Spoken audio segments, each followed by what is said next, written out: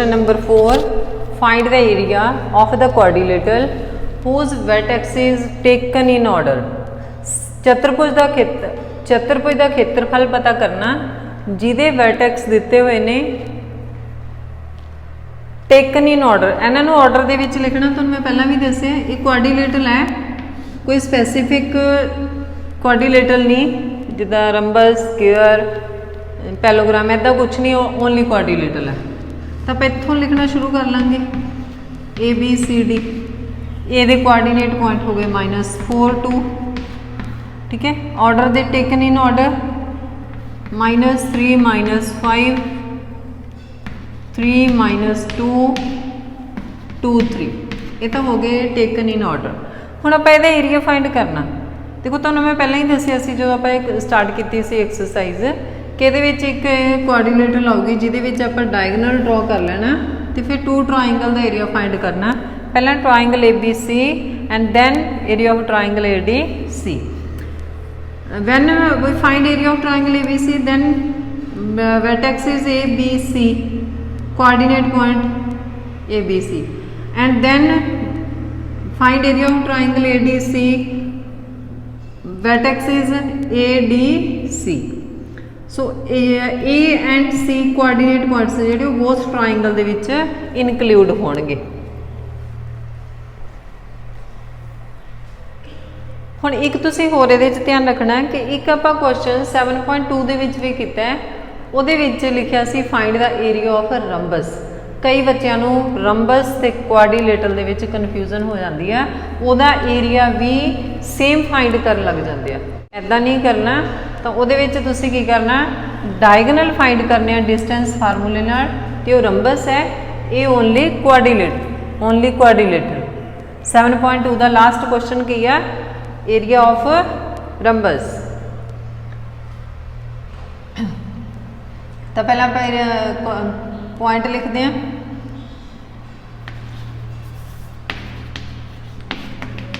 In triangle ABC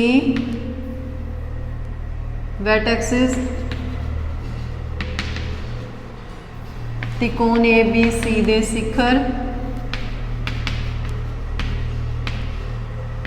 A they coordinate point -4 -2, फिर B दे लिखांगे -3 -5, then C 3 -2, ये हो गया x1 y1 x2 y2 x3 y3। Area of triangle ABC त्रिकोण ABC का खेत्रफल 1/2 x1 y2 y3 plus x2 y3 y1 plus x3 y1 y2।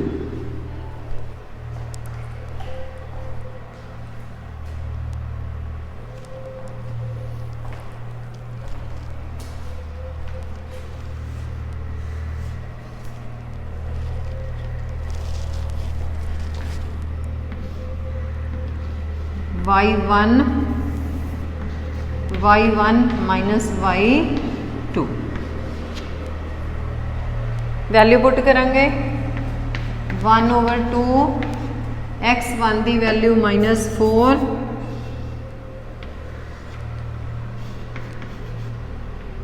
Minus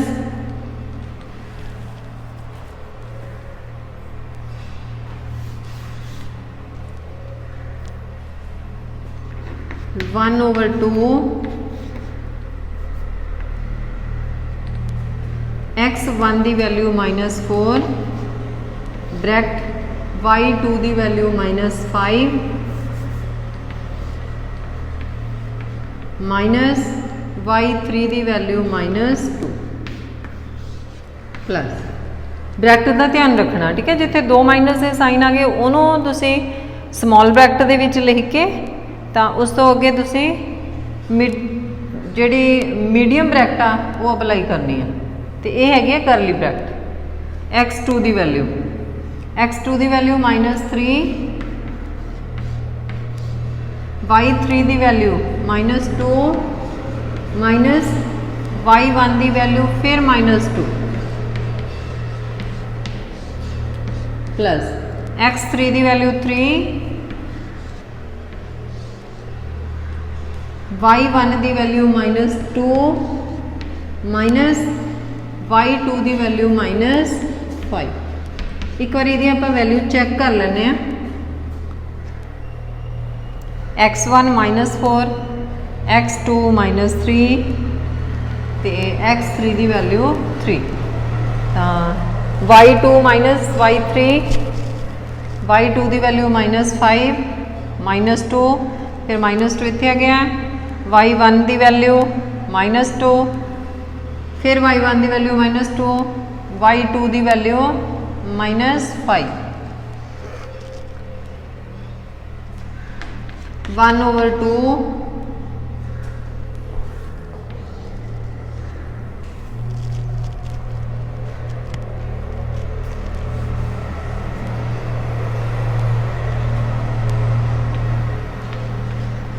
1/2 -4 -5 + 2 -3 + 2 -2 + 5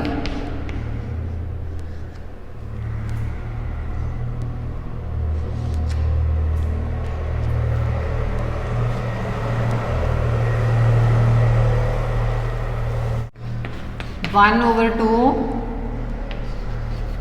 -4 -2 minus करांगे 5 चो -3 plus -3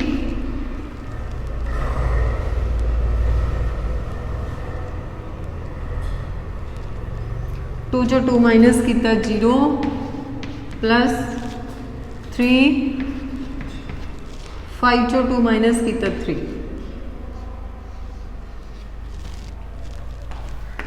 1/2 3 4 दा 12 3 0 दा 0 3 3 दा 9 1/2 12 ते 9 का प्लस किया 21 तो आंसर आ गया 21/2 स्क्वायर यूनिट। हुण आपां फाइंड करना है वर्टेक्स ऑफ ट्रायंगल ADC ए दे सेम होंगे -4 -2 बी हुण बी नहीं लिखने बी की जगह आप डी दे लिखने हैं 2 3 दैन सी 3 -2 सेम फार्मूला अप्लाई करना तो वैल्यू पुट करनी है तो वैल्यू पुट करिए एरिया ऑफ ट्रायंगल ADC त्रिकोण ADC का क्षेत्रफल 1/2 x1 की वैल्यू अप्लाई करनी है पहला आप x1 की वैल्यू -4 y2 की value x1 y1 x2 y2 x3 y3 लिख लाँगे ना तो वैल्यू लिखनी सौखी हो जाती है नहीं तो आप कई बार उल्ट पुलट लिख दें है ना तो इतने बी की जगह तो इतने डी तो x1 की वैल्यू -4 y2 की वैल्यू 3 माइनस y3 की वैल्यू -2 प्लस x2 की वैल्यू 2 y3 की वैल्यू -2 माइनस y1 की वैल्यू भी -2 प्लस x3 की वैल्यू 3 y1 की वैल्यू -2 माइनस y2 की वैल्यू 3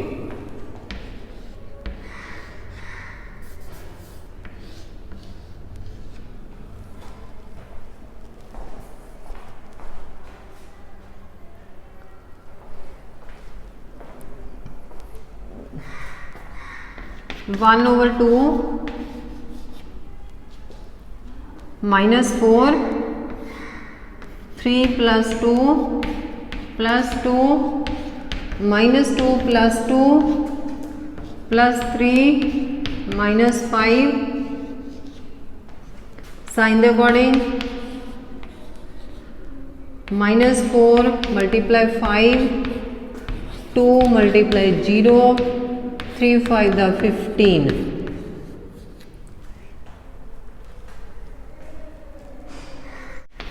1/2 5 4 ਦਾ 20 प्लस 0 -15 1/2 प्लस करांगे -35 देखो आपां नूं पता है कि एरिया ऑफ ट्राइंगल कभी भी नैगेटिव नहीं हुंदा तां आपां इहदी एब्सोल्यूट वैल्यू लिखनी आ तां आ जाऊगा 35/2 स्क्वायर यूनिट तां इन्हां दा करांगे आपां प्लस एरिया ऑफ क्वाड्रिलेटर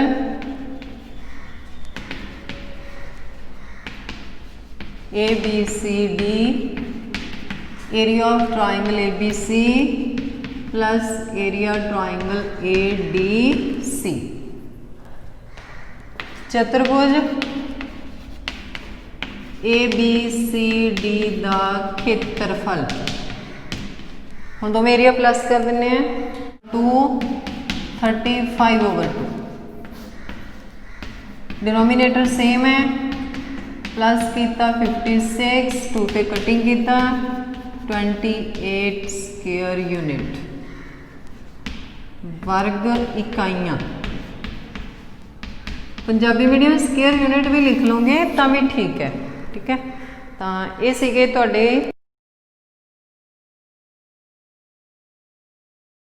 ते हुण तुसीं 5th क्वेश्चन आप करना इत्थे मैं तुहानूं ओहदा थोड़ा रिव्यू कर देनी है तो सॉल्व तुसीं आप करना ठीक है।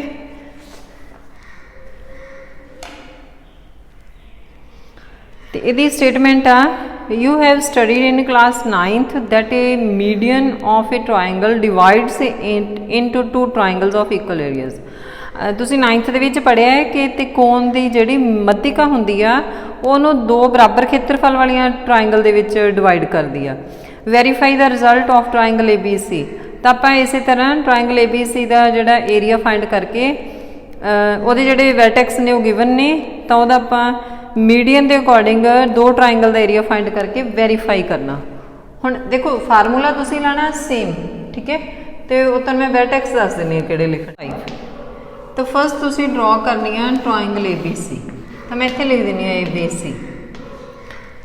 तो क्योंकि इत्थे इहदे पॉइंट मार्क कीते हुए आ ठीक है तो इत्थे हो गया 4 -6 B दे हैगे ने 3 -2 C दे हैगे ने 5 2 हुण आपां मीडियन के अकॉर्डिंग करनी है तो तुसीं की करना इत्थे इहदी मीडियन ड्रॉ कर लेनी है मध्यिका AD हुण 2 ट्राइंगल ने ट्राइंगल ADB एरिया फाइंड करना triangle ADB and area find करना ट्राइंगल ADC ठीक है जी हुण D दे कोआर्डिनेट पॉइंट नहीं हैगे तो D मिड मध्यिक है मीडियन है so D is mid point of BC तो मिड पॉइंट होया तो फिर आप इहदे coordinate point लिखांगे x1 + x2 / 2 y1 + y2/2 तो फर्स्ट तुसीं फाइंड करना area of triangle ADB D they point A they point ADB च भी आएंगे ADC ट्राइंगल दे विच भी आएंगे ठीक है तो तुहानूं इहदे भी मैं मिड पॉइंट लिखा दे in triangle ABC which AD is median AD मध्यिका है so D is mid point of BC का मध्य बिंदु हो गया तो कोऑर्डिनेट पॉइंट ऑफ D पहला dx लिखांगे 3 + 5/2 या जो 8/2 2 ते कटिंग कर देंगे 4 फिर आप लिखांगे dy y1 plus y2 minus 2 plus 2 over 2 0 over 2 आ जाएगा 0। तो डी के कोआर्डीनेट पॉइंट आ गए 4 0। जे तुसीं इहनूं ना 0 4 लिख लिया तो भी गलत हो जाना, ठीक है। ये है 4 0। इत्थे लिख लो by mid point formula, mid point formula, ठीक है। मध्य बिंदु सूत्र अनुसार x1 प्लस x2 ओवर 2 फिर y1 plus y2 over 2। So then triangle ADB ए दे वर्टेक्स कोआर्डीनेट पॉइंट डी दे कोआर्डीनेट पॉइंट बी दे, then area of triangle ADC ए दे कोआर्डीनेट पॉइंट डी दे कोआर्डीनेट पॉइंट एंड सी दे coordinate. दोनों का आंसर थोड़ा सेम आना चाहिए, ठीक है। सेम ही आऊगा क्योंकि ये तुसीं 9th दे विच पढ़िया होया ऑलरेडी कि मीडियन है जिहड़ी ओह ट्राइंगल नूं 2 ट्राइंगल्स दे विच डिवाइड करदी है विच हैव इक्वल एरियाज। सो ये नाल ही 7 चैप्टर भी डन है। 7.4 ऑप्शनल है तो नहीं आपां करनी। जे तुहानूं समझ लग गई तो comment box comment and like कर देना। Thank you.